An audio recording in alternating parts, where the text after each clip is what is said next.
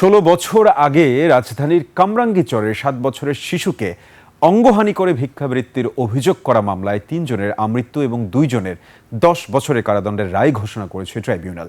বৃহস্পতিবার ঢাকার নারী ও শিশু নির্যাতন দমন ট্রাইব্যুনাল ৪ এর বিচারক মুন্সি মশিউর রহমান আদালত এ রায় ঘোষণা করেন।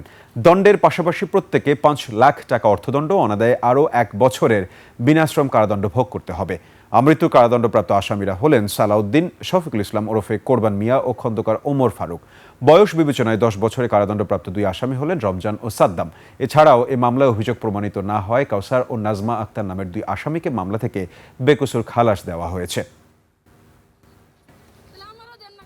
দাওয়ায় র্যাবের হেফাজতে যাতে ও প্রোটেকশনে থাকে এবং পরবর্তীতে এই মামলার দীর্ঘ সময় আমরা ওখান থেকে তখন আমেরিকাতে নিয়ে যাই এবং আমেরিকানে যায় জন হপকিন্স হসপিটাল থেকে ওকে জেনিয়াল রিকনস্ট্রাকশন করে পুরুষাঙ্গ যেটা কেটে ফেলা হয়েছে পুরা সম্পূর্ণ ওটাকে ভিক্ষাবৃত্তি করার জন্য। আপনারা বোধহয় এই ছবিটা ওখানে আছে, আপনারা যদি সেটা নেন যে বুকের এখান থেকে এমনভাবে সূক্ষ্মভাবে কাটা হয়েছে, এইভাবে কাটা হয়েছে। আর আপনার যেখানে পুরুষাঙ্গ যাতে মানুষ একটা দেখলে ভিক্ষার সময় যেন তাকে এক ধরনের হয় তা বুঝতে হয়।